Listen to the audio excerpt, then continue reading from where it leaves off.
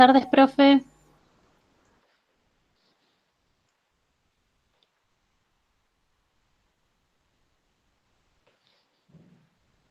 Hoy ya nos están quedando casi las últimas clases. Tenemos esta teoría y 3 teorías más, y bueno, y con ello ya daríamos por finalizado el dictado de genética. Y bueno, hoy vamos a centrarnos en un tema, en una de las principales ramas de la genética, que es la genética de poblaciones. ¿Se acuerdan al principio del cuatrimestre, cuando hablábamos de las grandes divisiones de la genética? Decíamos que por un lado teníamos la genética de la transmisión, donde nuestro objeto de estudio eran los individuos y la forma en que, o los mecanismos de transmisión de las características de una generación a otra. También habíamos visto de qué manera podíamos relacionar el movimiento de los cromosomas con la transmisión de las características hereditarias. Y también habíamos visto cómo podíamos realizar el mapeo génico, o sea, mapear la posición y la distancia de los genes en los cromosomas. También habíamos analizado algunos aspectos de genética molecular y bueno, ahora en esta clase nos vamos a centrar en la última de las divisiones de la genética, que es la genética de poblaciones. Y aquí nos vamos a centrar en el estudio de los acervos o pools génicos y en la forma en que este acervo o pool génico puede modificarse a través del tiempo y del espacio. Entonces vamos a empezar, digamos, nuestra clase relacionando la genética de poblaciones, todos los conceptos, tanto teóricos como prácticos de la genética de poblaciones, con una disciplina que es la evolución. Nosotros sabemos que en biología todo pasa por entender, o sea, vamos a entender biología siempre y cuando entendamos el mecanismo por el cual evolucionan las especies. Y bueno, y esta evolución está, o mejor dicho, todos estos principios teóricos que nos explican el cambio evolutivo, se basa justamente en los principios que aporta la genética de poblaciones. Y esto es así porque los cambios evolutivos tienen lugar en las poblaciones y no en los individuos. Y entonces, cuando nosotros, si queremos entender evolución, debemos entender, en primer lugar, cómo es la composición genética de las poblaciones y los cambios que ocurren en dicha composición genética. Y esos cambios en la composición genética de las poblaciones es lo que nosotros denominamos evolución. Y bueno, la unidad de evolución es la población. Pero no es cualquier población.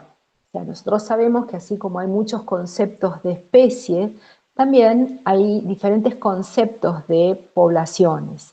Y la población que nos interesa en genética de poblaciones y en genética evolutiva es la población mendeliana. Una población mendeliana es, al igual que cualquier población, un conjunto de individuos de una misma especie que tienen la capacidad real o potencial de cruzarse entre sí, que se encuentran aislados reproductivamente de otros grupos análogos o de otros grupos similares, y fundamentalmente que comparten un acervo común de genes o lo que se denomina un pool génico. Entonces, la población más grande, la población mendeliana más grande, es decir, aquella población que tiene todas estas características, es la especie. Y o sea,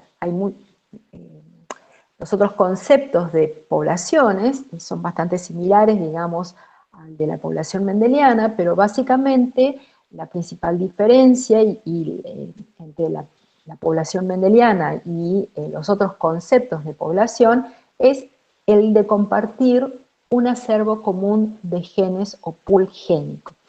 Y bueno, ¿y qué es un pool génico? El acervo, conjunto de genes o pool génico, es el conjunto de todos los genes que forman parte de esa población y que se hallan aislados de otros conjuntos de otras poblaciones similares. Cuando nosotros hacemos referencia a todos los genes y queremos describir ese acervo o pool génico, entonces tenemos que considerar no solamente a todos los genes, sino también todas las variantes alélicas que presenta ese gen. Y también tenemos que considerar si esos alelos están asociados al azar o están ligados en un mismo cromosoma. Entonces, cuando nosotros describimos un acervo pool génico, describimos entonces la cantidad de genes que están presentes en esa población, la cantidad de alelos que presentan cada uno de esos loci, y también hay un punto importantísimo en la descripción del acervo pool génico, que es en qué frecuencias están presentes esos genes y esos alelos. También en esta descripción del pool génico, también se incluyen, dentro del total, digamos, de todos esos genes que forman parte del pool génico, también se incluyen algunos genes deletéreos, subvitales o letales, que en realidad, como tienen digamos, influyen de manera negativa en la población, desde un punto de vista evolutivo, a esos genes se los denominan en su conjunto el lastre génico. Entonces, desde una perspectiva poblacional, la evolución la vamos a definir como aquellos cambios acumulativos en la constitución de los acervos génicos de las poblaciones. Cuando nos referimos entonces a un cambio evolutivo, tenemos que, en primer término, describir, digamos, esos pools génicos y estudiar o analizar los cambios que se producen, no solamente en los genes, si aparecen nuevos genes o si aparecen nuevas variantes alélicas, pero también tenemos que considerar las frecuencias, los cambios en las frecuencias de esos alelos. Entonces, todos esos cambios acumulativos en las poblaciones, en esos pools génicos, es lo que constituye entonces la evolución. Y también, entonces, son cambios que se dan en las frecuencias de los alelos, pero muchas veces esos cambios se pueden dar por cambios en las asociaciones entre los distintos loci génicos. Nosotros estudiamos que cuando hablamos de mutaciones cromosómicas, que hay mutaciones que pueden romper las relaciones de ligamiento, o sea, hay genes que pueden estar ligados en un mismo cromosoma, pero que hay mutaciones como por ejemplo las translocaciones que pueden, o las inversiones que pueden alterar esas relaciones de ligamiento, y bueno, esos cambios también producen, digamos, los cambios acumulativos en las asociaciones de los alelos entre los distintos loci también conducen, digamos, a cambios evolutivos.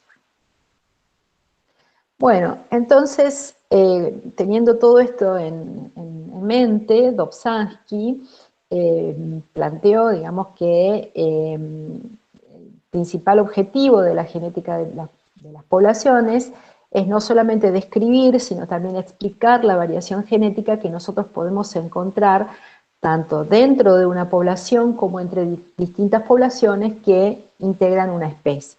Entonces, cuando nosotros estudiamos la genética de poblaciones, nos podemos preguntar, por ejemplo, cómo se genera la variabilidad genética de las poblaciones, cuánta variación tenemos tanto dentro como entre poblaciones, y qué significan esas diferencias en variabilidad genética entre las poblaciones, cómo podemos estimar la variabilidad genética, cómo se mantienen o cambian las variantes alélicas a lo largo del tiempo o del espacio, y también otro de los principales objetivos de la genética de poblaciones es analizar el efecto que tienen las fuerzas evolutivas, es decir, la mutación, la selección, la migración, la deriva génica, en la estructura genética de las poblaciones, es decir, en el ordenamiento que tienen esos genes o esas variantes alélicas en el espacio. Entonces, las principales diferencias entre la genética mendeliana y la genética de poblaciones son las siguientes. En primer lugar, vemos que la genética mendeliana analiza la transmisión de las características hereditarias, o sea, la transmisión de los genes, en familias, mientras que en la genética de poblaciones nosotros vamos a aplicar todas las leyes de Mendel y otros principios genéticos al conjunto de las familias que forman parte de esas poblaciones enteras de organismos. Esas poblaciones pueden ser tanto poblaciones naturales como también las poblaciones de las especies domésticas, tanto de plantas como de animales. ¿Y por qué nos interesan las poblaciones naturales y las poblaciones domésticas? Porque en las poblaciones naturales todas estas características de los pulegénicos y los cambios que pueden digamos, ocurrir en estas poblaciones naturales pueden conducir a cambios adaptativos en esas condiciones o a las condiciones ambientales a donde se encuentran esas poblaciones. Y por otro lado, la domesticación y el mejoramiento de aquellas especies de interés agropecuario o de interés económico, ambas cosas, tanto la adaptación como la domesticación, producen cambios en las frecuencias alélicas en las poblaciones. Por lo tanto, ambas poblaciones, tanto las naturales como las domésticas, constituyen el campo de estudio de esta disciplina dentro de la genética. Bueno, la genética de poblaciones tuvo, digamos, muchos investigadores que aportaron sus ideas, digamos, para dar nacimiento a esta disciplina, pero entre aquellos investigadores que más han contribuido al desarrollo de la genética de poblaciones se destacan Fisher, Haldane y Wright, quienes aportaron o desarrollaron muchos de los modelos teóricos en los que se basa la genética de poblaciones. Como en genética de poblaciones nosotros trabajamos con conjuntos de individuos, con toda la información genética de ese conjunto de individuos, no podemos trabajar con las proporciones o razones o proporciones como lo hacemos en genética mendeliana, sino que aquí trabajamos con una gran cantidad de datos y muchas veces para poder entender esos cambios que se dan en las poblaciones es preciso desarrollar modelos matemáticos. Muchos de esos modelos matemáticos a veces suelen resultar complejos y cuando estos investigadores desarrollaron estos primeros modelos, era bastante difícil para los biólogos de aquel entonces poder entender qué proponían, digamos. O sea, era bastante, a veces, los biólogos a veces nos cuesta entender que las matemáticas son básicas para cualquier trabajo de investigación, y bueno, y en particular estos modelos matemáticos que a veces son bastante complejos. Entonces, hubieron otros investigadores como Dobzhansky, Simpson y Mayer, quienes ellos desarrollaron estas teorías evolutivas en biología y fueron los que supieron relacionar estos modelos que proponían estos genetistas de poblaciones a las teorías evolutivas y dieron origen o sustento a lo que se conoce como la teoría neodarwinista. Entonces, todo el desarrollo histórico de la genética de poblaciones está estrechamente ligado al desarrollo de las ideas evolutivas que entonces constituyen esto que denominamos la teoría neodarwinista.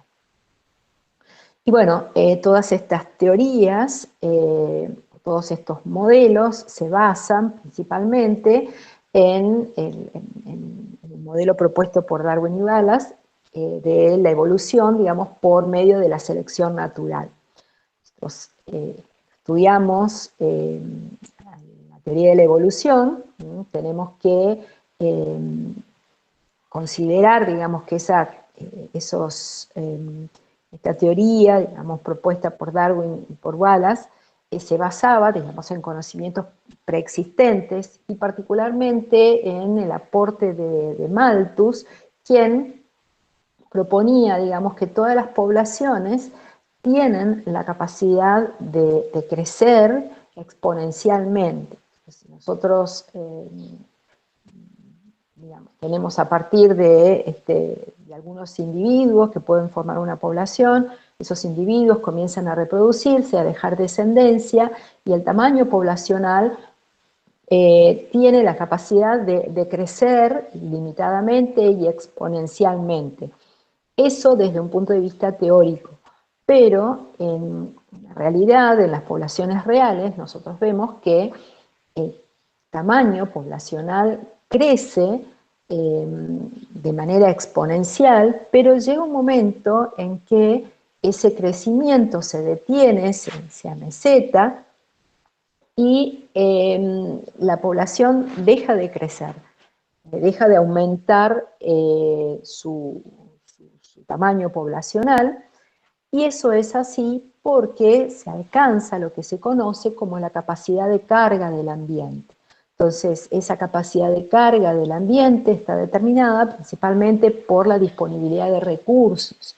Esos recursos consisten no solamente en alimentos, sino también en la disponibilidad de lugares donde vivir, donde anidar, la posibilidad de encontrar pareja para reproducirse, también está determinada por las enfermedades, por la existencia de predadores que limitan el crecimiento de la población de estas especies. Entonces, cuando se alcanza esa capacidad de carga, la población, o sea, siguen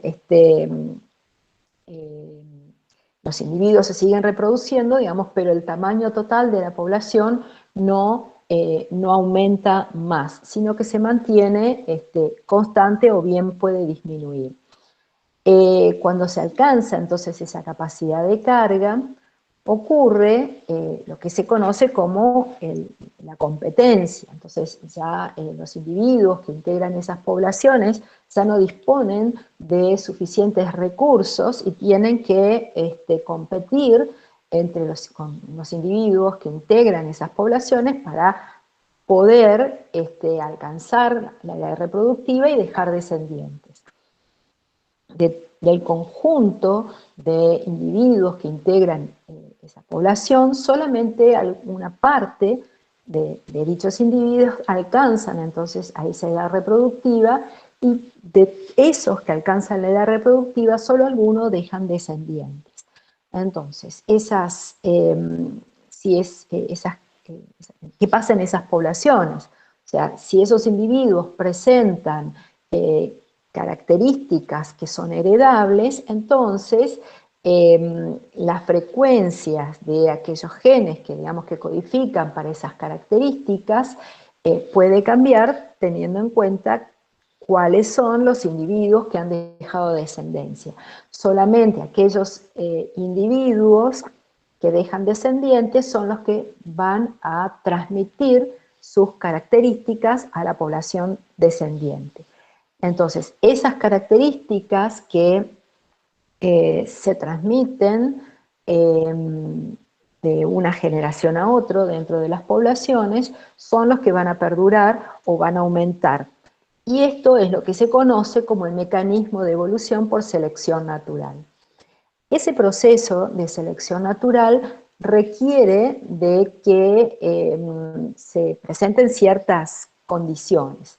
Primero, debe existir variación fenotípica entre los individuos. No puede haber selección natural si no hay variación. Si no tenemos cosas para elegir, digamos, no podemos optar por una cosa u otra. Lo mismo pasa con la selección. Si no hay variación, la selección no tiene sobre qué actuar. Entonces, el prerequisito para que exista selección es que debe haber variación fenotípica. Por otro lado, nosotros cuando veíamos genética cuantitativa, estudiamos que esa variación fenotípica en algunos casos puede estar regulada genéticamente y en otros casos es el factor ambiental el que influye en la existencia de esa variación fenotípica. Entonces, para que exista selección natural, esa variación tiene que ser al menos en parte heredable. Entonces, tiene que, la variación que nosotros vemos entre los individuos de una población tiene que tener una base genética. Por lo tanto, además de variación fenotípica, para que haya selección, tiene que haber variabilidad a nivel de los genotipos. También tiene que existir una relación causal, es decir, tiene que haber una relación de causa y efecto entre la variación y el éxito reproductivo de los individuos. Es decir, que esa variabilidad genética y variabilidad fenotípica tiene que conferir alguna ventaja reproductiva entonces a los individuos que presentan dichas características. Por lo tanto, la cantidad de variabilidad genética que exista en las poblaciones, vamos a ver que va a depender de la historia evolutiva de esa población y a su vez esa cantidad de variabilidad genética es la que va a determinar la capacidad de respuesta de esas poblaciones a los cambios. Y eso tenganlo en cuenta porque es un punto fundamental ante las situaciones de cambios que estamos sujetos en la actualidad. O sea, siempre existieron cambios a lo largo de toda la historia de la Tierra, pero bueno, ahora lo podemos palpar en vivo y en directo en relación, por ejemplo, al cambio climático o a otros cambios que influyen entonces en las poblaciones. Cuanto más variabilidad genética tengan las poblaciones, mayor va a ser su capacidad de respuesta a dichos cambios. Cuanto menor sea la variabilidad genética, esas poblaciones van a estar en mayor riesgo, digamos, de verse afectadas por estos cambios. Entonces,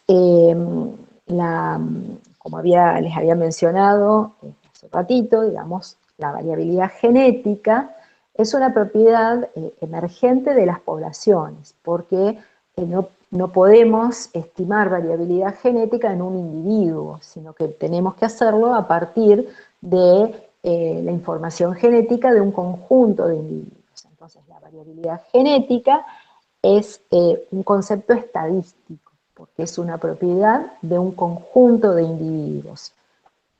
Entonces, en esas poblaciones, nosotros podemos ver que todos los individuos pueden presentar un mismo fenotipo, y en ese caso vamos a hablar de una población monomórfica, pero también vamos a encontrarnos con otros casos donde los individuos de una misma población pueden presentar formas diferentes de una misma característica. Y en ese caso vamos a hablar de una población polimórfica. Entonces, uno de los primeros conceptos que nosotros tenemos que tener en cuenta cuando estudiamos genéticamente las poblaciones es el de la existencia o no de polimorfismo. Vamos a definir como polimorfismo, entonces, a la ocurrencia simultánea dentro de las poblaciones de diferentes fenotipos de un mismo carácter. Ahora bien, ¿cuándo podemos decir que un alelo es polimórfico? Entonces, esos alelos, existen alelos que pueden, o mejor dicho, pueden haber locus que presentan, loci que presentan dos o más alelos, pero esos alelos pueden ser raros. puede haber, del total de individuos, puede ser que uno solo presente un alelo diferente. Entonces, esos alelos raros, tienen que estar en frecuencias que sean apreciables para poder ser considerados polimórficos. Entonces, uno de los primeros pasos antes de caracterizar genéticamente a una población es definir lo que se conoce como el grado de polimorfismo. Eso es algo que entonces se realiza a priori y lo define el investigador. ¿Con qué criterio de polimorfismo va a trabajar? Es lo mismo que en estadística, uno tiene que definir a priori con qué valor de probabilidad va a trabajar, si con un valor del 1% o un valor del 5%. Bueno, aquí es lo mismo, para poder definir el polimorfismo, o sea, para poder estudiar genéticamente a una población, tenemos que definir en primer término el criterio de polimorfismo que vamos a utilizar. Es decir, en qué frecuencia se encuentran esos alelos raros. Si se encuentran con una frecuencia igual o superior al 1% o igual o superior al 5%. En general, en genética de poblaciones trabajamos entonces con un polimorfismo, con un valor de polimorfismo del 5%. Bueno, esto, como les decía, es un valor que lo decide el investigador, es algo que se define arbitrariamente, y por debajo de estos valores, si yo decido que el valor de polimorfismo es del 1% o del 5%, cualquier valor que esté por debajo, ya sea del 1 o del 5%, significa, digamos, que esos alelos son raros y son considerados simplemente alelos mutantes. Pero la población en ese caso no sería polimórfica, sino que sería monomórfica para ese gen. Bueno, también tenemos que considerar que existen distintos tipos de polimorfismo y que a lo largo de la historia de la genética de poblaciones se trabajaron con estos distintos tipos de polimorfismo. Tenemos los polimorfismos que pueden ser morfológicos, hay polimorfismos cromosómicos, como por ejemplo las inversiones, los reordenamientos. Estos polimorfismos, si bien fueron y a veces siguen siendo muy estudiados en las poblaciones, tienen la desventaja de que no siempre sabemos cuál es la base genética de dichos caracteres. Por eso no siempre es fácil trabajar con este tipo de polimorfismos. Pero bueno, existen otros tipos de polimorfismos, como por ejemplo los polimorfismos inmunológicos, como el caso de los grupos sanguíneos. También hay polimorfismos a nivel proteico, o también hay polimorfismos a nivel del ADN. Nosotros vimos que podíamos estudiar las secuencias y comparando las secuencias de distintos individuos podemos detectar entonces ciertas variantes en esas secuencias, y que hay individuos dentro de una población que pueden presentar una de esas variantes en las secuencias y otros pueden presentar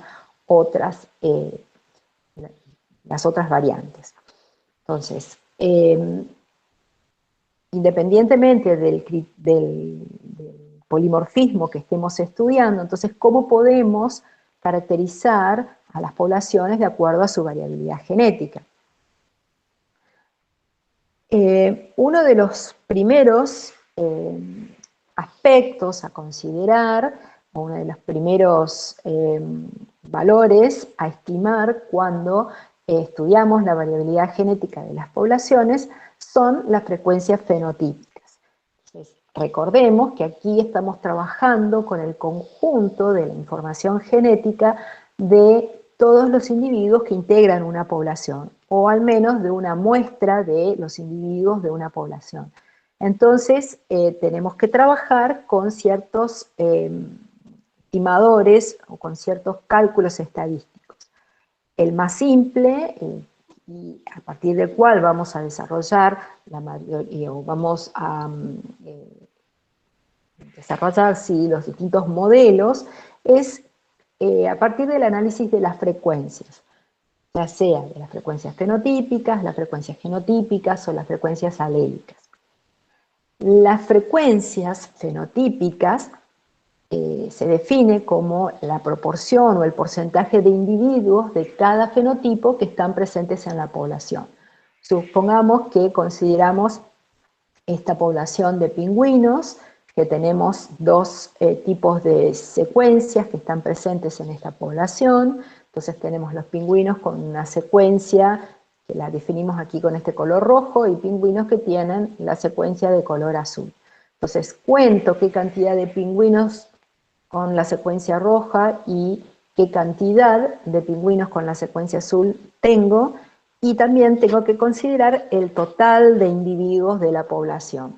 Entonces, después divido el número de individuos, por ejemplo, con el fenotipo azul, sobre el total de individuos, y voy a tener el valor de la frecuencia fenotípica para el carácter azul. Puede ser lo mismo con el carácter rojo, y entonces voy a contar la cantidad de individuos con el fenotipo rojo y lo divido por el total de individuos, y de esta manera voy a tener la frecuencia fenotípica para ese fenotipo. También puedo calcular las frecuencias genotípicas, y esas frecuencias genotípicas se definen como la proporción o porcentaje de individuos de cada genotipo que están presentes en la población. Entonces, para ello tengo que poder identificar los distintos genotipos, y luego cuento la cantidad de individuos, por ejemplo, homocigotas dominantes, la cantidad de individuos heterocigotas, o la cantidad de individuos homocigotas recesivos, y los divido sobre el total de individuos. Entonces, la suma de cualquier frecuencia, ya sea genotípica o fenotípica, es siempre igual a 1. Y en el caso particular de las frecuencias genotípicas, cuando trabajamos con marcadores o con caracteres que se heredan de manera codominante, vamos a ver que las frecuencias fenotípicas van a ser iguales a las frecuencias genotípicas.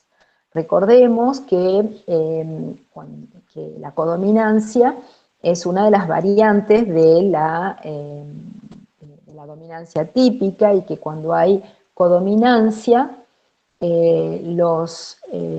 ambos alelos se expresan en el heterocigota, que va a tener un fenotipo distinto al de los homocigotas dominantes y al de los homocigotas recesivos.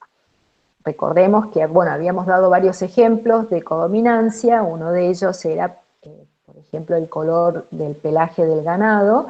Entonces teníamos que los homocigotas dominantes tenían un color rojo, el homocigota recesivo tenía un color blanco, y el heterocigota iba a tener el color rosillo. Y esto era así no porque el pelo del ganado tuviera una coloración intermedia, sino porque se estaban expresando los dos alelos. Entonces, en el heterocigota, si nosotros miramos, digamos, el pelo del ganado, vamos a ver que tienen tanto pelos rojos como pelos blancos, y eso le da un aspecto de un color rosado.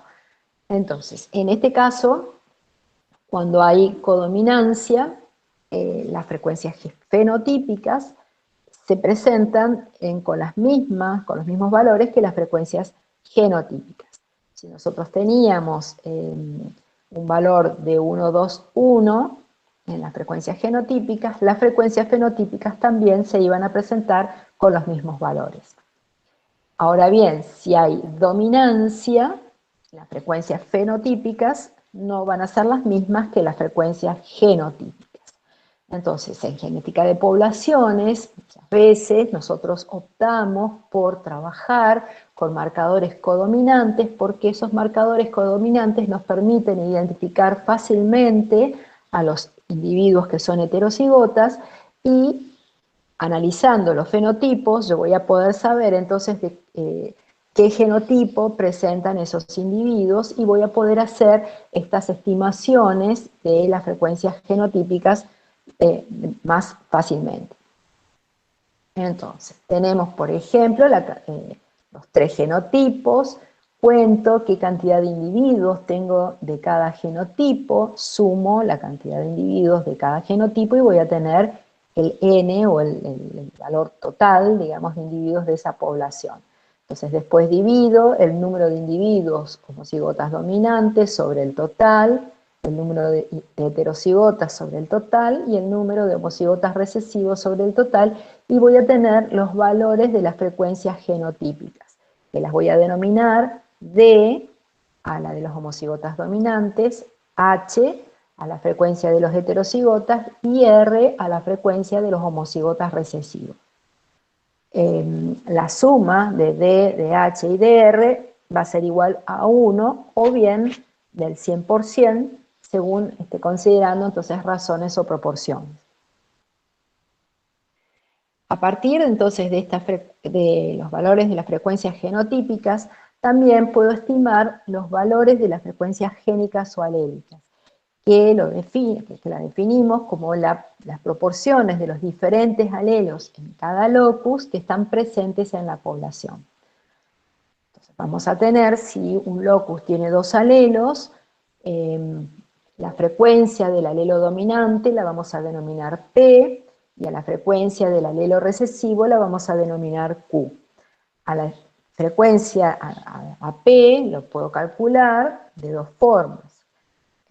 Como 2 por D más H sobre 2N, ahora vamos a ver bien de qué se trata esto, o bien como D más un medio de H sobre N. Recordemos que D, H y R son las frecuencias de los distintos genotipos.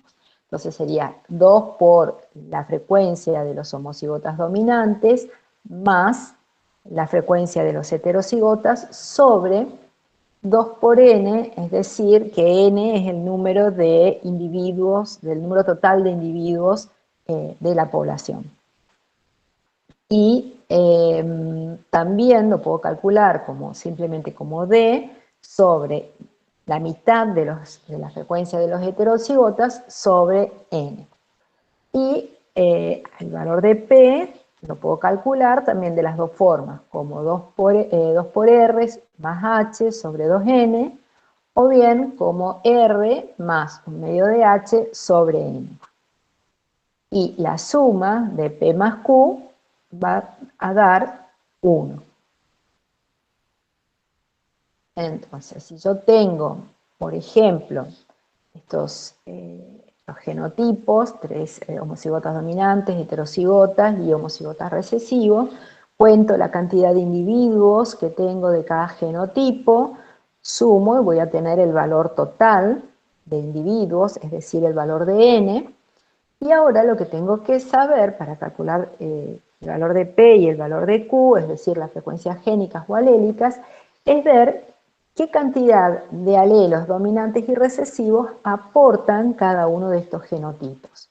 Nosotros sabemos que los homocigotas dominantes tienen solamente alelos dominantes.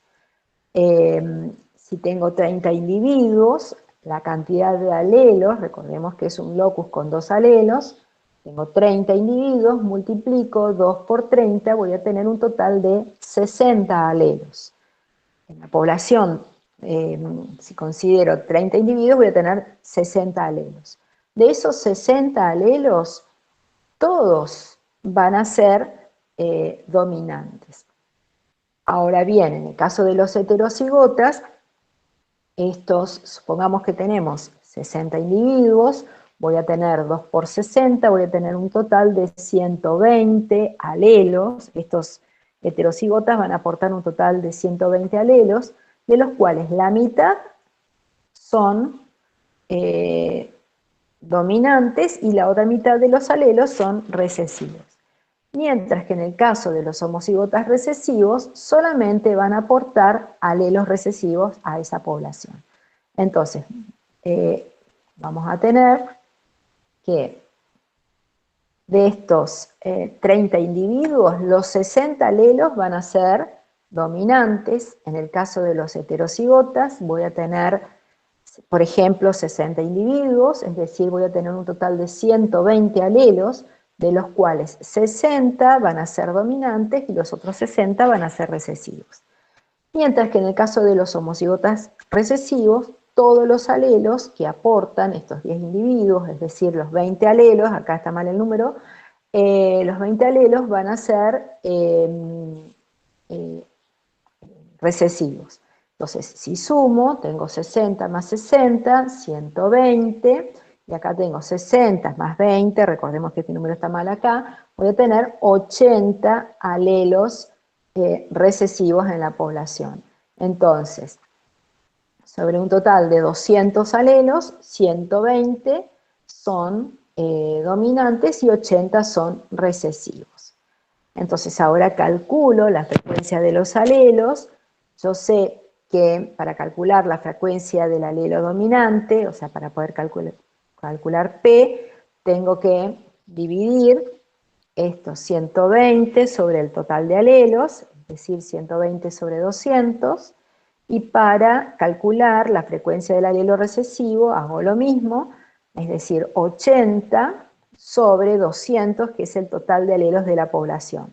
Entonces, ahora sé que la frecuencia del alelo dominante en esta población tiene un valor de 0,6 y el valor del alelo recesivo, que lo denominábamos Q, va a tener un valor de 0,4. Bueno, entonces, las poblaciones, si yo comparo dos poblaciones, esas poblaciones pueden tener distintas frecuencias genotípicas, pero pueden tener las mismas frecuencias alélicas. Entonces, si yo a partir de estos valores calculo los valores de D, H y R para cada una de las poblaciones y los valores de P y de Q,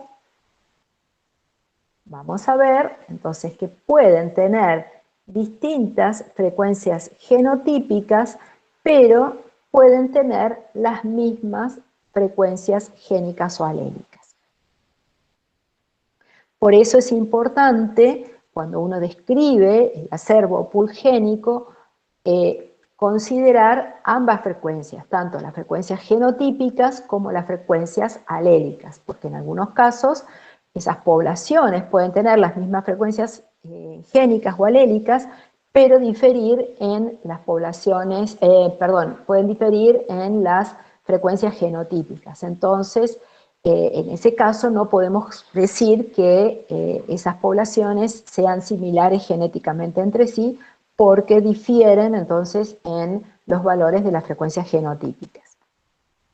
Esas frecuencias génicas o alélicas, como vimos, las podemos calcular a partir de las frecuencias genotípicas observadas, pero el proceso inverso, es decir, calcular las frecuencias genotípicas observadas a partir de las frecuencias génicas o alélicas, eso no es algo que se pueda hacer siempre, solamente lo vamos a poder hacer bajo ciertas condiciones. Bueno, entonces, lo primero que vamos a hacer cuando estudiamos, cuando queremos describir el acervo génico de las poblaciones, es tratar de analizar la constitución genética de los individuos que componen esas poblaciones y a partir de esos datos poder estimar las frecuencias génicas y las frecuencias genotípicas. Para ello tengo que revelar de alguna manera cuál es la variabilidad genética de esas poblaciones y para ello voy a recurrir a diferentes marcadores genéticos. Esos marcadores genéticos pueden ser marcadores moleculares, pueden ser secuencias o incluso las secuencias de los genomas completos. Entonces, a partir de los datos, o sea, acá tengo, por ejemplo, en estos geles, cada una de las líneas corresponden a individuos distintos y para cada uno de esos individuos voy a identificar en primer lugar el genotipo que presentan y a partir de esos datos voy a poder estimar entonces en qué frecuencia están presentes los distintos genotipos y a partir de esas frecuencias genotípicas voy a calcular las frecuencias alélicas. Y con esos datos y con distintos modelos matemáticos y distintos cálculos y de parámetros y estimadores, voy a poder describir entonces ese acervo o pool génico. Entonces, a partir de estos datos, yo tengo que transformar esos valores de frecuencias génicas o alélicas en ciertos índices que me permitan definir rápidamente si esas poblaciones son más o menos variables desde un punto de vista genético. Existen distintos tipos de índices que se pueden estimar, hay algunos que se basan simplemente en el número de variantes que presentan y otros se basan, además del número de variantes, en las frecuencias en las que están presentes esas variantes. Entonces, uno de los índices más importantes y que lo van a ver en todos los trabajos de genética de poblaciones, es la estimación de la heterocigosis, fundamentalmente la heterocigosis observada. La heterocigosis observada es la cantidad de individuos heterocigotas que tenemos, ya sea por locus analizado o por individuo. Entonces, calculo la heterocigosis y a partir de esos índices existen distintos métodos de estadística multivariada que me permiten poder analizar las similitudes y diferencias en cuanto a la composición genética de los individuos que componen esa población y también puedo comparar la variabilidad genética de diferentes poblaciones de una misma especie.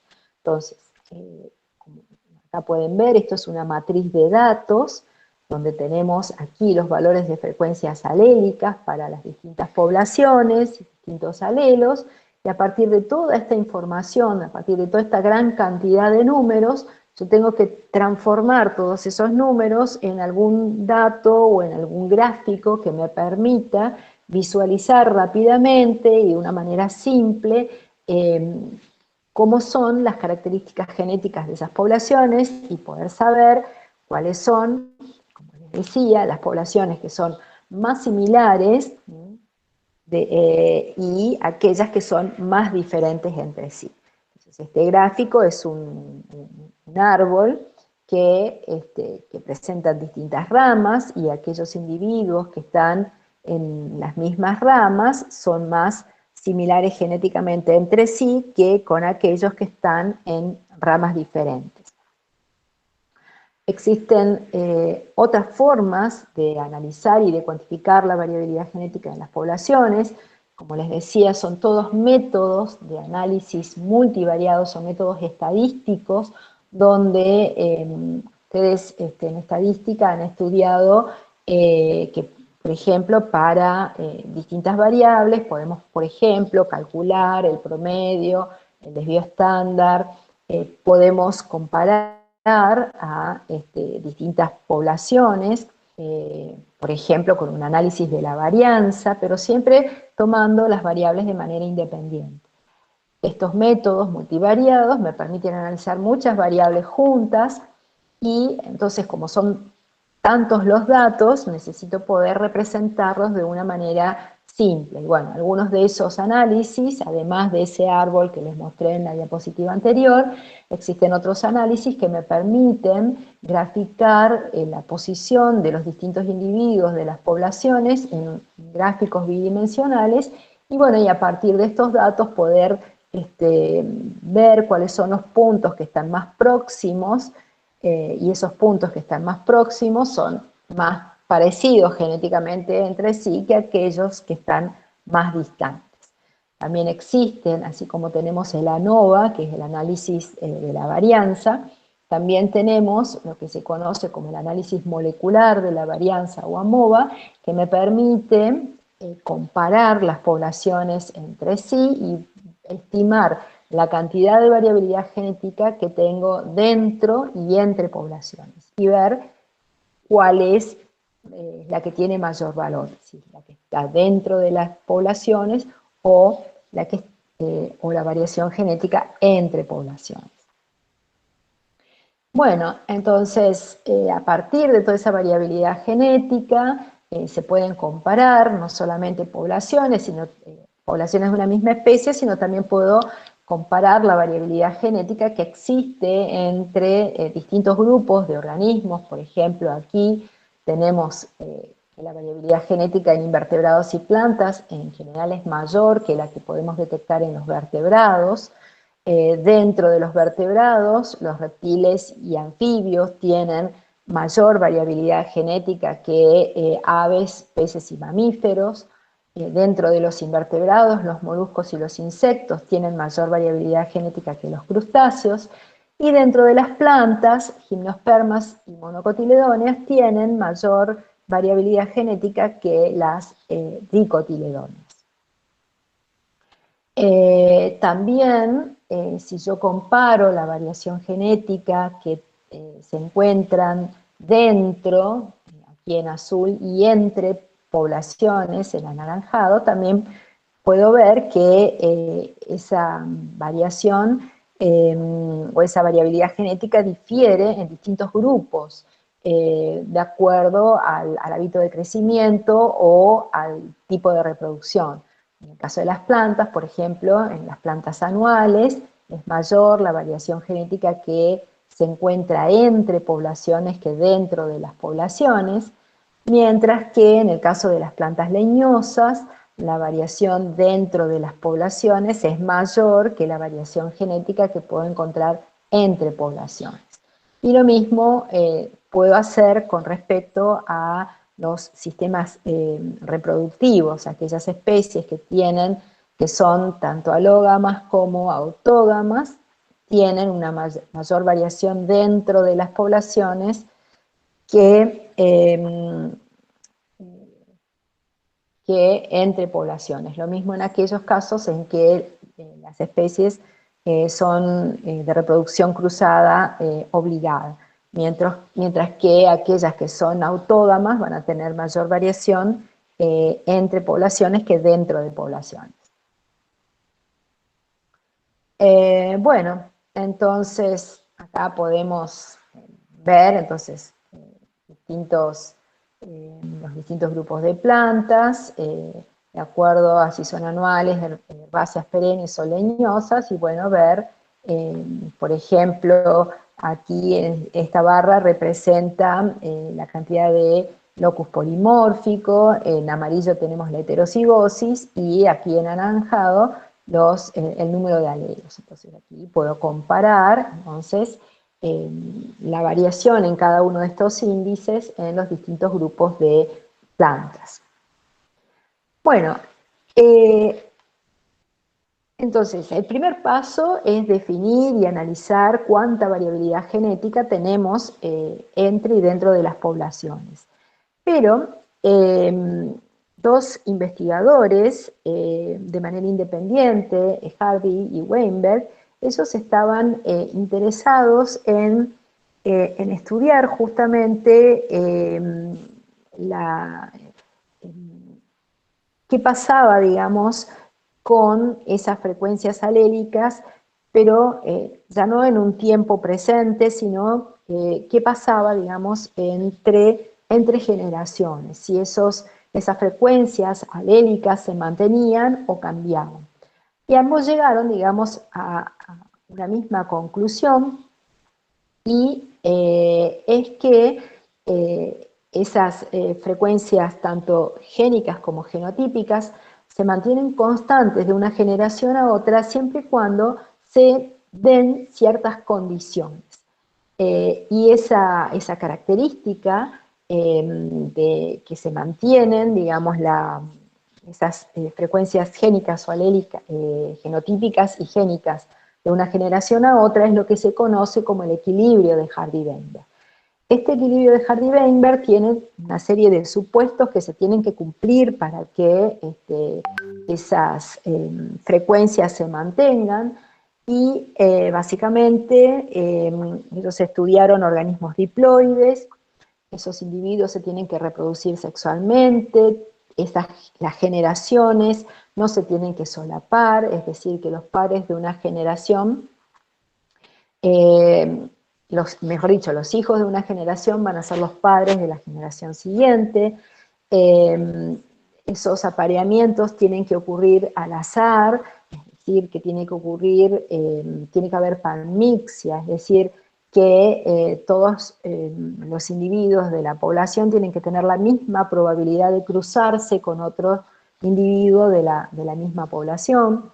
Esas poblaciones tienen que tener un tamaño infinito, o sea, el n es infinito, no tiene que haber migración entre distintas poblaciones, no debe actuar la selección natural, no debe haber mutación, no debe haber diferencias en las frecuencias alélicas entre sexos. Bueno, todas esas condiciones se tienen que dar para que las frecuencias génicas y genotípicas permanezcan constantes de una generación a otra. Y eso es lo que se conoce como el equilibrio estable. Esta condición de equilibrio y todos estos requisitos que vemos que tienen que cumplirse para que, este equilibrio de Hardy-Weinberg se cumpla, es poco probable que suceda en las poblaciones naturales. Sin embargo, si bien, digamos, es poco probable que las poblaciones se encuentren realmente en equilibrio de Hardy-Weinberg, este modelo sirve, digamos, como una hipótesis nula a comprobar y es el primer paso en el que todos los trabajos de genética de poblaciones se basan. Es decir, una vez que nosotros identificamos y estimamos qué cantidad de variabilidad genética existe en esa población, el paso siguiente es saber si esas poblaciones están o no en equilibrio de Hardy-Weinberg. Para ello se comparan, pues vamos a ver cómo lo calculamos, comparamos los valores que vemos en las poblaciones naturales o en las poblaciones reales, los comparamos con los valores que estimamos a partir de este modelo y en función de los resultados que obtengamos, podemos luego hacer inferencias acerca de cuáles serían las fuerzas evolutivas que estarían influyendo en que esa población esté o no en una condición de equilibrio. Entonces, ese principio de equilibrio se basa en la resolución de una ecuación que es P más Q al cuadrado. Recordemos que P y Q eran las frecuencias alélicas. Entonces, ese equilibrio genético se describe mediante esta ecuación que a partir de esta ecuación, si yo resuelvo esta ecuación, voy a obtener esta fórmula que es P al cuadrado, o sea, P al cuadrado más 2 por P por Q más Q al cuadrado, y la suma de cada uno de estos términos va a ser igual a 1. Entonces, ahora sí, a partir de los valores de las frecuencias alélicas, conociendo los valores de P y de Q, yo voy a poder estimar las frecuencias genotípicas esperadas bajo una condición de equilibrio.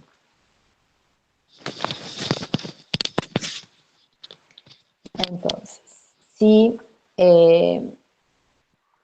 si nosotros tenemos que las frecuencias alélicas, dijimos que son P, la del alelo dominante, y Q, la del alelo recesivo, entonces yo ahora puedo calcular, utilizando este binomio, calcular entonces las frecuencias de los tres genotipos.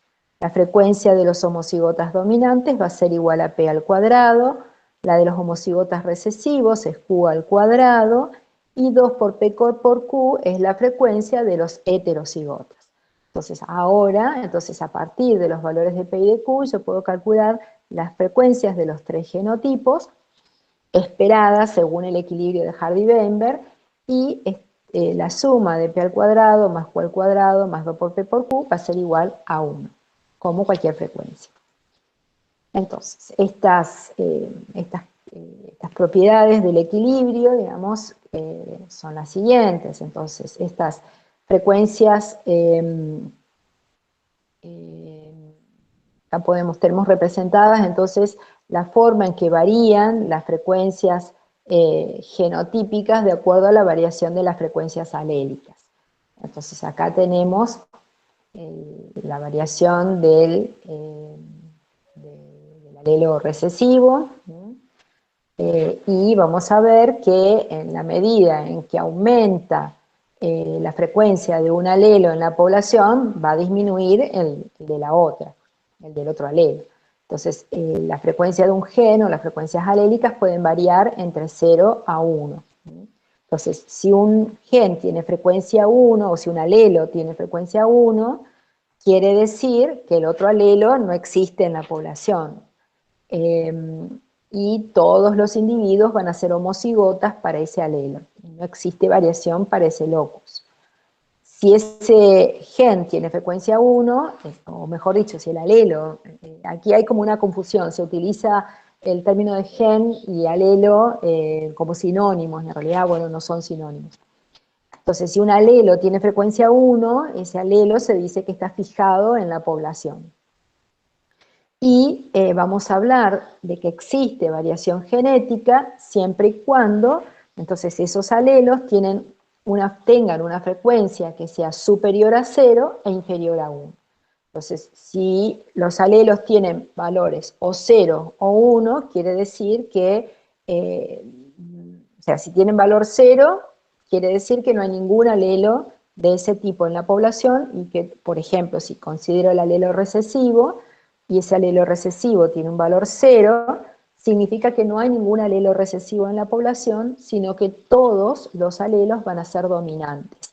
Y la frecuencia de ese alelo dominante en ese caso va a ser igual a 1. Y si el alelo entonces tiene un valor 1, quiere decir que el otro no existe. Entonces, para que haya variación, los valores de las frecuencias alélicas tienen que ser superiores a 0 o inferiores a 1. Bueno, entonces, este equilibrio de Hardy-Weinberg consiste entonces en un modelo teórico que plantea entonces todos estos supuestos y bajo estas condiciones o supuestos esas frecuencias tienden a permanecer constantes de una generación a otra. Esto es así, pero vamos a ver que no siempre estos supuestos se cumplen. Por ejemplo, no todos los apareamientos son al azar. El que exista un apareamiento al azar significa que todos los individuos de una población tienen la misma, o sea, por lo menos los individuos de una edad reproductiva tienen la misma probabilidad de aparearse con cualquier otro individuo de la población. Pero nosotros sabemos que eso en la realidad no es así y que en el caso de, por ejemplo, de los animales, hay como una selección de pareja que hay, por ejemplo, bueno, aquí tenemos el caso del león, que hay un macho alfa, que es el que se aparea con las hembras, mientras que hay otros que no viven en manadas, sino que habitan, digamos, de manera solitaria y que solamente buscan una pareja al momento de aparearse. Entonces, recorren el hábitat donde viven hasta que encuentran una pareja. Entonces, no siempre esos individuos van a tener la misma probabilidad de aparearse con cualquier hembra de la población, sino con aquella que se encuentre dentro de su radio de acción. Lo mismo pasa, digamos, en el caso de las poblaciones. Si consideramos las poblaciones humanas, existen distintos, digamos, las características tanto sociales, culturales, religiosas, que hacen que nosotros elijamos la pareja de acuerdo a nuestras preferencias. O sea, entonces, todo eso nos está indicando, digamos, que los apareamientos no son totalmente aleatorios, sino que existe un apareamiento preferencial. Por otro lado, vamos a ver que en muchos casos la probabilidad de apareamiento está directamente relacionada con la capacidad de movilidad que tengan los individuos y por lo tanto los gametos. En el caso de las plantas, están fijas, digamos, no se mueven, y la movilidad de esos gametos, la dispersión, ya sea del polen o la dispersión de los individuos en forma de semillas va a depender de los mecanismos de dispersión que tengan. En algunos casos el polen se puede dispersar a grandes distancias, o las semillas también se pueden dispersar a grandes distancias, por ejemplo, cuando son dispersadas por el viento, mientras que en otros casos esas semillas, por ejemplo, pueden caer próximas a la planta madre, se dispersan por gravedad, y entonces esas semillas van a caer cerca de la planta madre y por lo tanto toda la progenie de esta planta madre va a crecer próxima, van a crecer próximos, y todos los individuos que estén próximos van a ser más o menos emparentados. Bueno, entonces, eso significa, digamos, que el apareamiento entre todos los miembros de la población no se realiza por lo general al azar. Y en las poblaciones naturales, muchas veces esa capacidad de dispersión, tanto de los individuos como de los gametos, hacen que se formen subconjuntos pequeños o subpoblaciones, donde los individuos de esas subpoblaciones tienen más probabilidades de aparearse entre sí que con los individuos de las otras subpoblaciones. Entonces, también vamos a ver que existen distintos tipos de apareamientos no aleatorios, y algunos de esos apareamientos preferenciales o clasificados se pueden basar en el parecido fenotípico. Hay en algunos casos donde la elección de pareja se realiza por aquellas parejas que son más similares fenotípicamente entre sí. En este caso hablamos de un apareamiento clasificado positivo, o bien la elección de pareja es por aquellos individuos que son lo menos parecidos que lo esperado por azar, y en este caso el apareamiento clasificado es negativo. Un ejemplo, bueno, de apareamiento clasificado negativo en el caso de las plantas es el caso de la heterostilia, donde existen tipos morfológicos florales diferentes y los apareamientos se tienen que dar entre esos tipos morfológicos.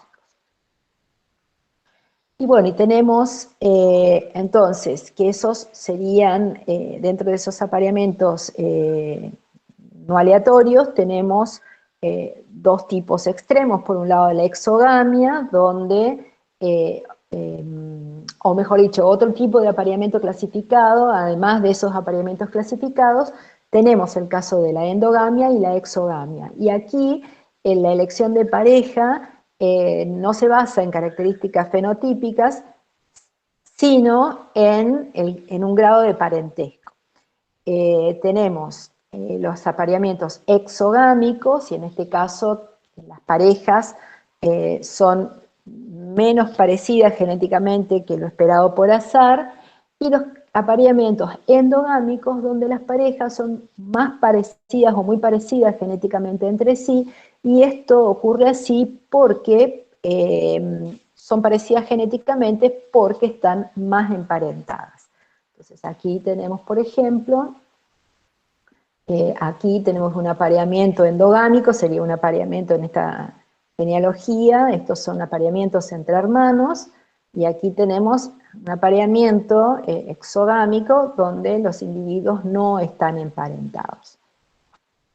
Ese apareamiento, esa endogamia o consanguinidad, ha ocurrido a lo largo de toda la historia evolutiva, digamos, de todas las especies que crecen actualmente sobre la Tierra, porque si analizamos las filogenias y vamos hacia atrás en el tiempo, vamos a ver que todas las especies coalescen o confluyen en un antecesor, en un ancestro común.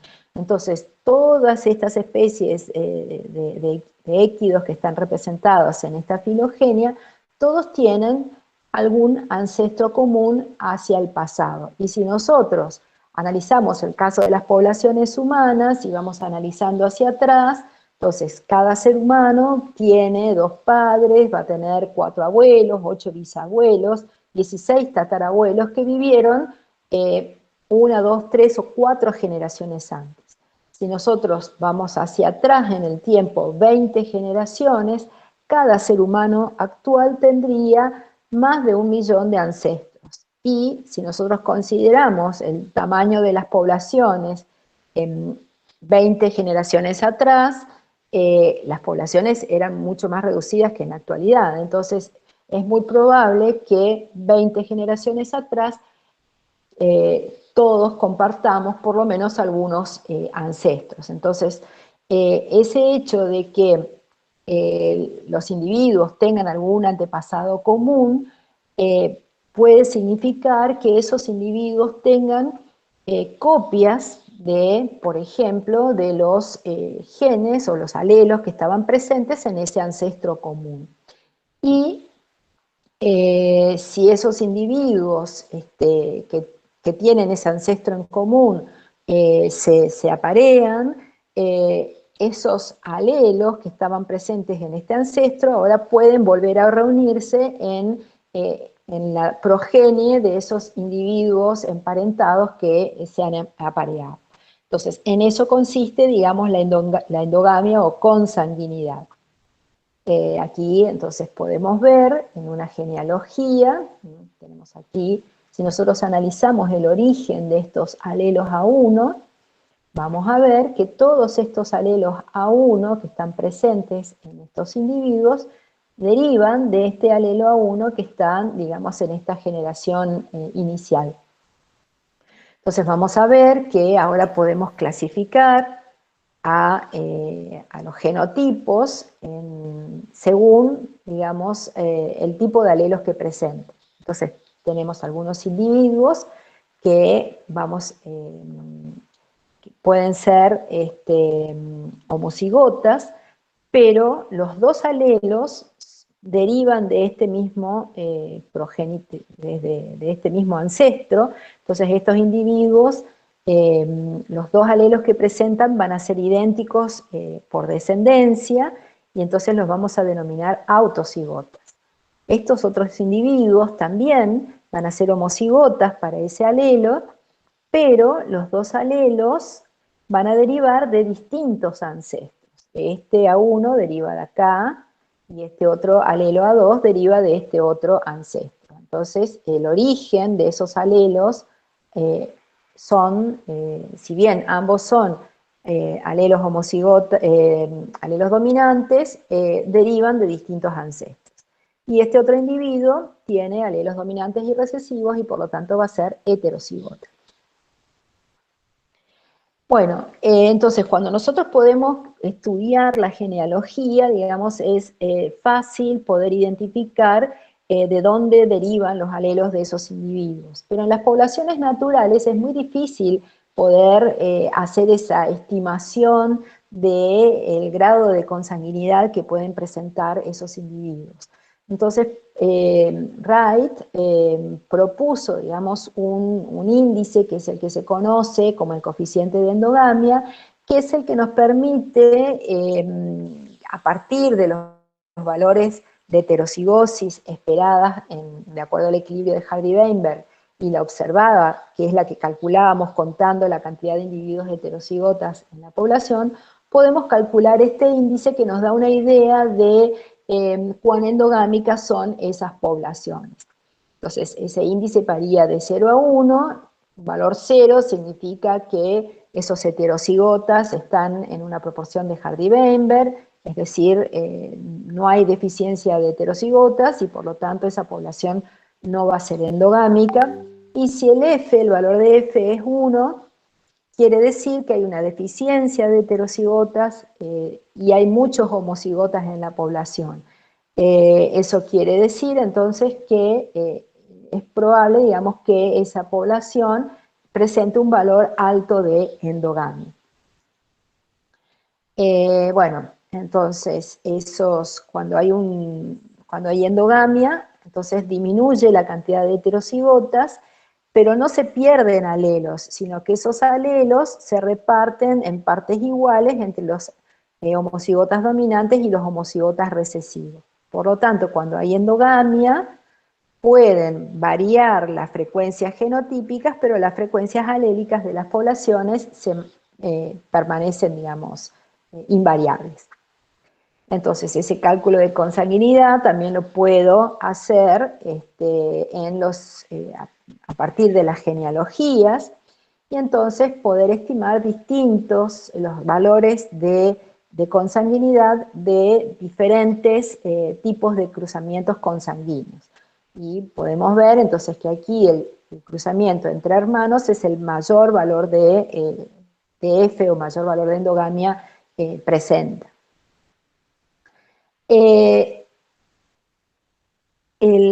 Esos cruzamientos endogámicos o consanguíneos, en algunos casos se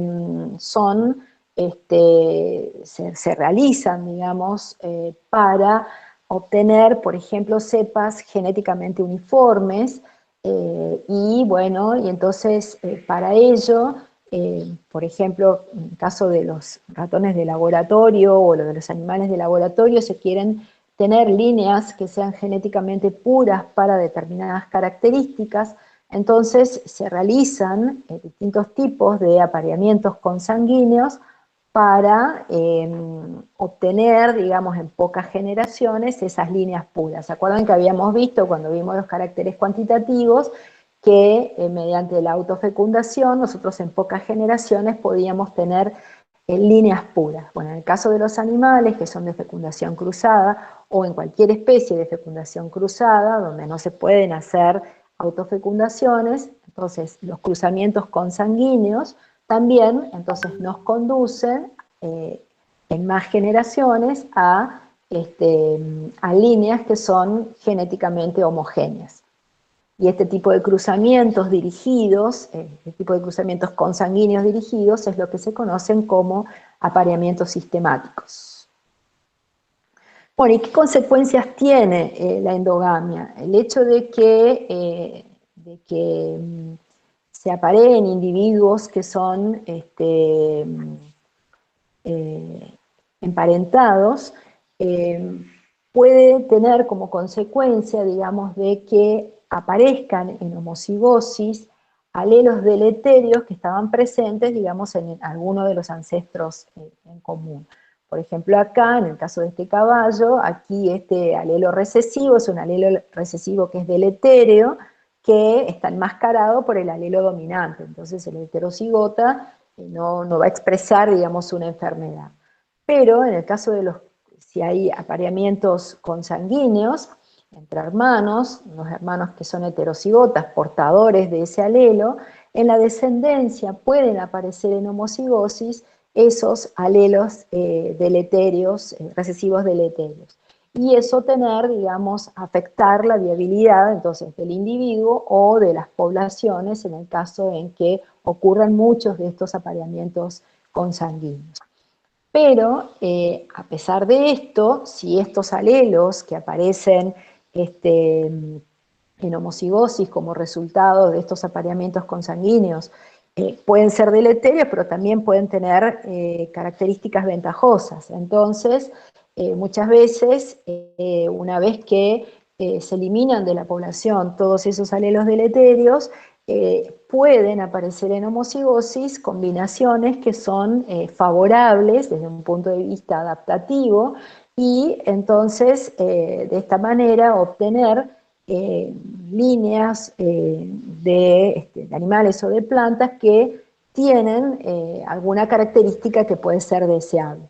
Entonces, si bien la endogamia puede tener algunas consecuencias negativas, también estos cruzamientos endogámicos son utilizados para obtener variantes homogéneas para algunas características, por ejemplo, de algunas razas, tanto de plantas o animales, que tengan valor agropecuario. Por ejemplo, muchas razas de perros o muchas de las razas de animales domésticos que nosotros conocemos fueron el resultado entonces de estos apareamientos endogámicos. Pero bueno, así como tiene sus cosas buenas, la endogamia también, entonces, como les dije, puede tener consecuencias negativas porque aparecen en homocigosis alelos deleterios, y bueno, se pudo comprobar, digamos, que muchas de las muertes neonatales e infantos juveniles eran, digamos, el resultado, digamos, de apareamientos en individuos, digamos, emparentados. Y cuanto mayor era el parentesco, mayor era la proporción, entonces, de esas muertes neonatales. Bueno, y el caso más típico de esto que les estoy contando es el de la extinción de la línea masculina de la Casa de los Habsburgo, en España, que ocurrió, digamos, con la muerte de Carlos II. Carlos II y Margarita de Austria eran hermanos y eran previamente, digamos, a su nacimiento, hubieron 11 matrimonios consanguíneos a lo largo de 200 años, y bueno, como consecuencia de ello, el valor de endogamia que se estimó después, a partir de distintos estudios, en Carlos II tenía un valor muy alto, digamos, de endogamia, y bueno, se hicieron estudios posteriormente para ver, relacionar algunas debilidades tanto o sea, físicas que tenía Carlos II, y bueno, se lo relacionaron con la presencia en homocigosis de algunos genes deleterios. Y bueno, entonces la endogamia habría sido entonces la principal causa de extinción de la línea masculina de la Casa de los Habsburgo en España.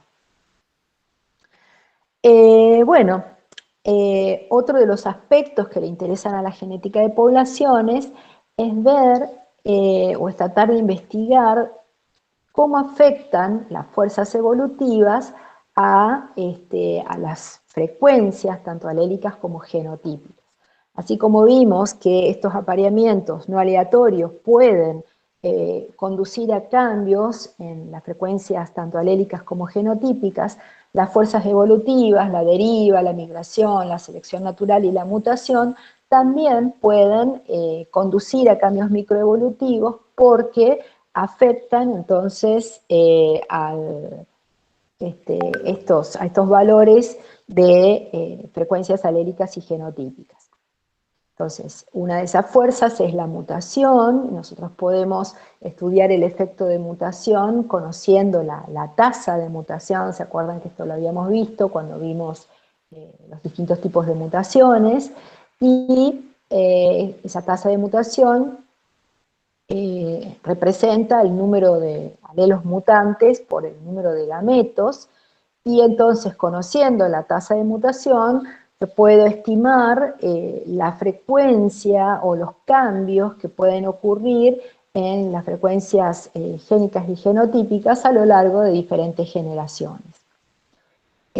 Otra de las fuerzas evolutivas, o sea, la mutación, recordemos que es la única fuerza generadora de variabilidad genética. Entonces la mutación es la única fuerza que va a ir incorporando generación tras generación nuevas variantes alélicas. Esas nuevas variantes tienen que después fijarse en las poblaciones y aumentar su frecuencia para que sea perceptible. Las otras fuerzas lo que hacen es reorganizar esa variación que existía previamente. Una de las fuerzas es el flujo génico. El flujo génico, que no es, a veces se lo utiliza como sinónimo de migración, pero son dos cosas distintas. La migración es un concepto ecológico que hace referencia al movimiento de los individuos. Pero el flujo génico, además del movimiento de los individuos de un lugar a otro, implica que esos individuos que se movieron y que se fueron, qué sé yo, de África a América o al revés, dejaron descendencia en el lugar, digamos, a donde migraron. Entonces, flujo génico, entonces, implica, digamos, de que esos individuos han dejado descendencia. Entonces, flujo génico, lo que hace es, cuando hay mucho flujo génico, si tenemos determinados alelos, qué sé yo, acá en África, esos alelos se pueden transferir a la población de América o al revés. Entonces, si estos continentes estaban diferenciados genéticamente, con el movimiento de los individuos que pueden ir dejando descendencia en los otros continentes, estas frecuencias génicas que antes eran diferentes, ahora pueden hacerse, digamos, más similares. Entonces, cuanto mayor es el flujo génico, más homogéneas van a ser las poblaciones genéticamente entre sí. Ahora, si hay poco flujo génico, entonces ahora vamos a ver que las poblaciones que están dispersas espacialmente también pueden estar distanciadas genéticamente entre sí. Bueno, esto es lo mismo. Entonces, el efecto de la migración sobre las características genéticas de las poblaciones la estimo calculando un índice que se llama la tasa de flujo génico. Y el cambio en la población de destino va a depender de cuántos individuos migren y cuántos individuos se reproduzcan en la población de destino, y también de si las frecuencias alélicas en la población de origen y en la población de destino son muy diferentes entre sí. Si estos dos valores de peso son muy diferentes, entonces con el tiempo y con varias generaciones de migrantes, entonces esas poblaciones van a tender a hacerse homogéneas. Ahora, si esas poblaciones no eran muy diferentes genéticamente entre sí, bueno, con pocas generaciones de migraciones o con pocas generaciones de migrantes, digamos, esas poblaciones van a tender a parecerse genéticamente entre sí. Entonces, esto es importante desde un punto de vista evolutivo, porque si no hay flujo génico, las poblaciones que están separadas geográficamente van a tender a comportarse como unidades evolutivas independientes. Ahora, si hay mucho flujo génico, esas subpoblaciones se van a comportar como si fueran una única población, como una única unidad evolutiva. Y esto tiene importancia tanto desde el punto de vista evolutivo, pero también desde un punto de vista de la genética de la conservación, y esto lo vamos a ver después, ahora al final del cuatrimestre. Bueno, entonces la migración o el flujo génico lo que puede hacer entonces es hacer que las frecuencias, tanto genotípicas como alélicas, tiendan a a homogeneizarse y a que no haya diferencias entonces entre regiones geográficas distintas. Otra de las fuerzas que puede cambiar las frecuencias génicas y genotípicas iniciales es la deriva génica. La deriva génica es un proceso que ocurre al azar, son cambios que ocurren al azar, entonces nosotros no podemos saber qué alelo y en cuánto va a cambiar la frecuencia de un alelo de una generación a otra. Pero sí, lo que podemos saber es que la deriva genética conduce a lo largo de pocas o de muchas generaciones a la fijación de distintos alelos. Por azar, en una población puede fijarse un alelo y en otra puede fijarse otro. Estos, como son procesos que ocurren al azar, nosotros sabemos que por estadística, digamos, estos procesos aleatorios dependen del tamaño poblacional.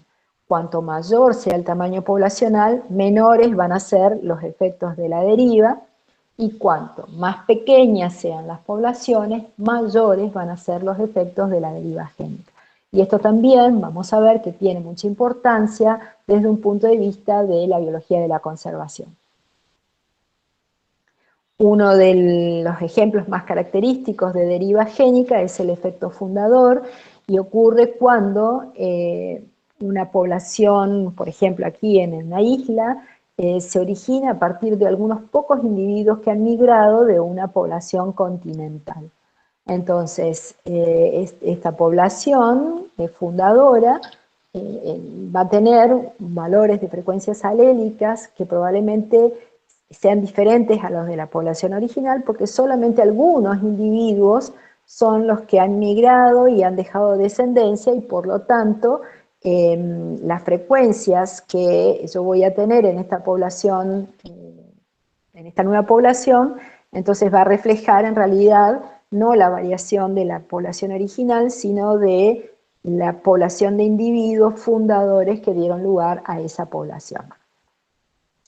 Otro ejemplo de deriva génica es el caso del cuello de botella, y ocurre cuando por cambios drásticos en el tamaño poblacional, hay una reducción drástica del tamaño poblacional, entonces solamente algunos individuos sobreviven a esos cambios, y esas poblaciones después pueden volver a crecer en número, pero en esa toda la variación genética que teníamos inicialmente ahora va a quedar reducida solamente a algunas variantes alélicas. Entonces, en la población esa población puede volver a crecer en número, pero la variabilidad genética va a permanecer reducida porque esa variación genética se redujo también drásticamente al reducirse el tamaño de la población. Bueno, cuando estudiamos genética de poblaciones también nos interesa ver cómo se distribuyen esos alelos, esas variantes alélicas en las distintas poblaciones que ocupan toda el área geográfica de una especie. En algunos casos podemos encontrar que las poblaciones son uniformes, que todas las poblaciones tienen más o menos las mismas variantes alélicas, pero en otros casos vamos a ver que las subpoblaciones pueden tener distintas frecuencias génicas y genotípicas. En otros casos, bueno, esas poblaciones pueden estar estructuradas, y también tenemos el caso de las metapoblaciones, donde acá es un sistema que es inestable, y esas subpoblaciones pueden variar en número y tamaño a lo largo del tiempo.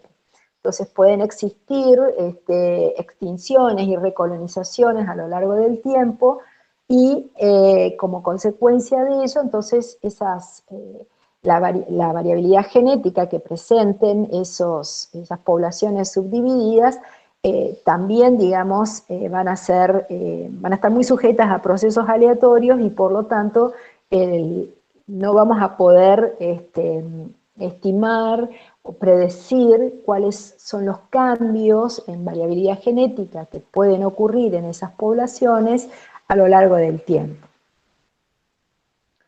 Bueno, entonces esa estructura genética en estas poblaciones que están separadas geográficamente, vamos a ver que, por ejemplo, que podemos tener que toda la variación genética ocurre entre las poblaciones o entre demos, y en este caso podemos hablar de politipismo. También puede ser que haya poblaciones que sean polimórficas, entonces no vamos a tener diferenciación entre demes, sino que toda la variación ocurre adentro de las subpoblaciones. Y también lo que sucede generalmente es que exista variación tanto entre poblaciones como dentro, o sea, que haya polimorfismos dentro de las poblaciones, y también vaya variación entre las poblaciones. Y esto es lo que ocurre en general en aquellas especies que son de fecundación cruzada. Bueno, otra de las fuerzas, entonces ya vimos el efecto de la mutación, del flujo génico, de la deriva génica, y la otra fuerza evolutiva es la selección. Es posiblemente el que, digamos, tiene una acción más importante, y sobre todo es la que afecta más a aquellos caracteres de tipo cuantitativo. Existen distintos tipos de selección, de acuerdo al efecto que producen en las frecuencias alélicas y genotípicas. Como consecuencia de la selección hay algunos alelos que se van a ver favorecidos y van a tender a fijarse en las poblaciones, mientras que los otros van a tender a desaparecer. Entonces esa selección puede ser direccional, puede ser favorecer a un alelo y ser desfavorable para el otro alelo, entonces ese alelo va a aumentar en la población, mientras que el otro va a declinar. Y en el caso de la selección puede ser estabilizadora, entonces los fenotipos extremos van a tender a disminuir y va a tener mayor valor el fenotipo de los heterocigotas, mientras que en otros casos la selección puede ser disruptiva y en este caso puede operar en contra de los heterocigotas y favorecer a los homocigotas que van a aumentar su frecuencia en las poblaciones y también, como consecuencia del aumento de los homocigotas, también van a tender a aumentar los fenotipos de esos individuos homocigotas en esas poblaciones. Entonces, todas estas fuerzas tienen distintos efectos, tanto a corto como a largo plazo. En algunos casos pueden cambiar solamente las frecuencias alélicas, en otros casos pueden afectar tanto a las frecuencias alélicas como a las frecuencias genotípicas.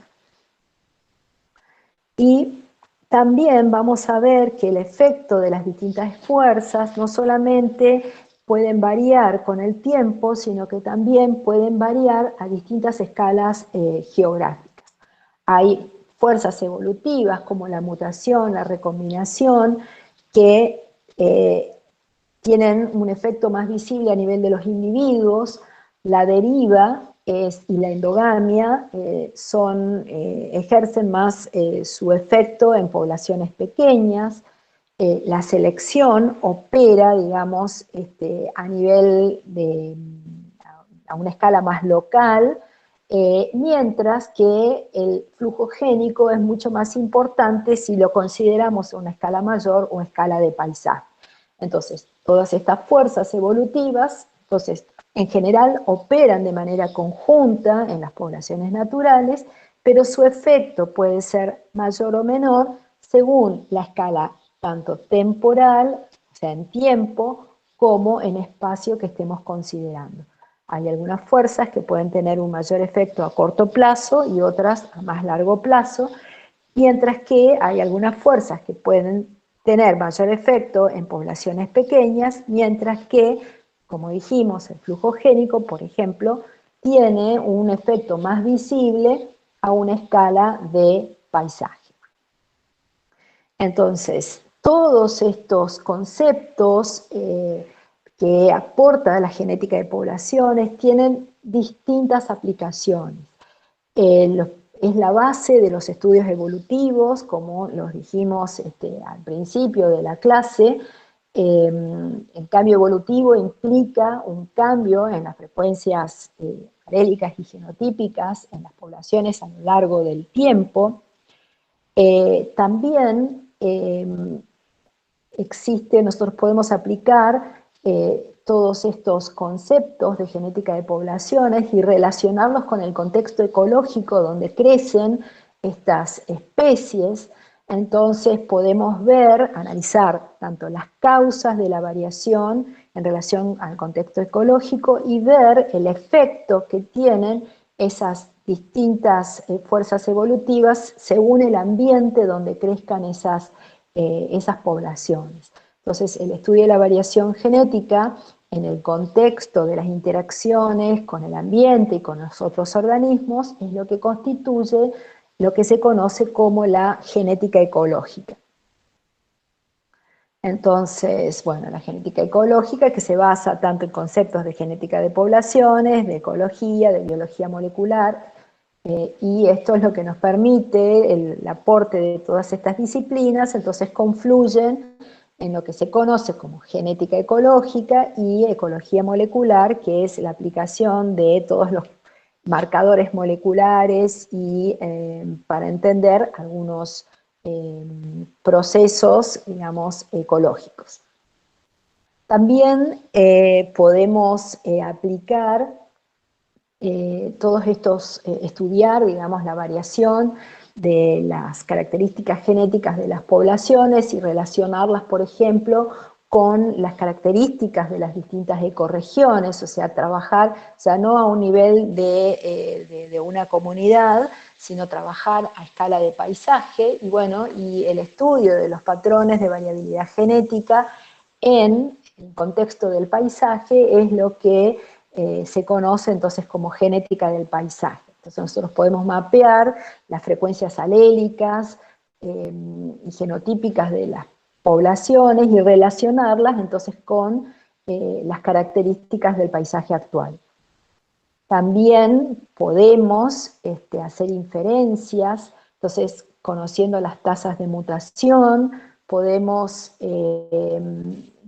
analizar los tiempos de divergencia entre las distintas poblaciones y analizar las relaciones entre los distintos linajes genéticos, y podemos también digamos, mapear la distribución geográfica de esos distintos linajes y poder hacer inferencias, ya no en el tiempo presente, sino relacionar estos patrones de variabilidad genética de las poblaciones con procesos históricos que han ocurrido en el área de distribución de las especies, principalmente relacionarlos con los eventos, con todos los procesos de cambios geomorfológicos y climáticos que han ocurrido desde el Mioceno hasta el presente. Y bueno, la aplicación entonces de la genética de poblaciones al estudio de la distribución de los linajes genéticos en el espacio es lo que se conoce como filogeografía. También podemos aplicar todos estos conceptos de genética de poblaciones para la conservación de las especies y, bueno, para todos no solamente para la conservación in situ, ex situ, y para todos los programas de reintroducción de especies, entonces dando lugar entonces a lo que se conoce como genética de la conservación. También la genética de poblaciones es la base de la genética forense, tanto humana como animal. Y también la genética de poblaciones es fundamental, digamos, en algunos, en medicina humana, y nos permiten, y es la base, digamos, bueno, de todos los estudios de asesoramiento genéticos en aquellos pacientes que tienen ciertas enfermedades hereditarias.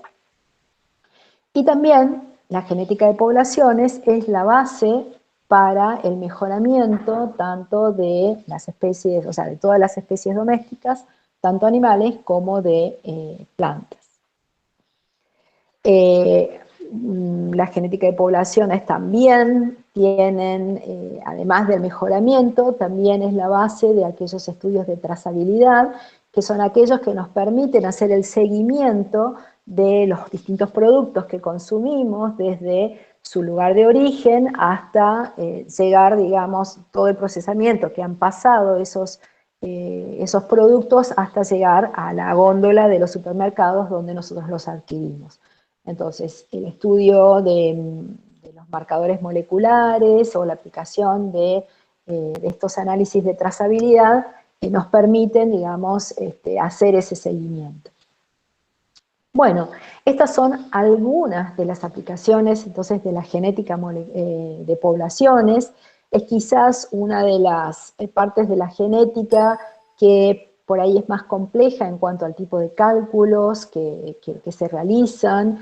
Se requieren procesamientos de gran cantidad de datos. Por suerte existen cada vez más programas que facilitan estos análisis, pero a pesar de su complejidad, tiene numerosísimas aplicaciones en un montón de campos disciplinarios, tanto de biología básica como estudios mucho más aplicados, que bueno, que los vamos a ver en las próximas clases, en las clases que nos quedan. Bueno, no sé, chicos, ¿alguna pregunta, alguna duda, algo que quieran saber?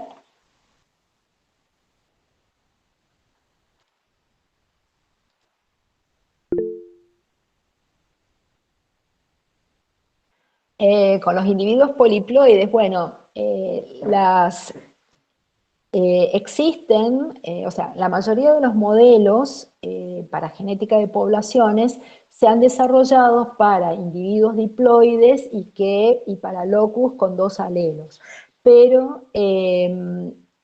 así como, o sea, hay muchos marcadores que se utilizan para genética de poblaciones que son multialélicos, como por ejemplo los microsatélites. Entonces hay adaptaciones que se han hecho a esos cálculos iniciales y que se han adaptado para distintos marcadores genéticos, pero también hay análisis especiales que se realizan para los distintos tipos de poliploides.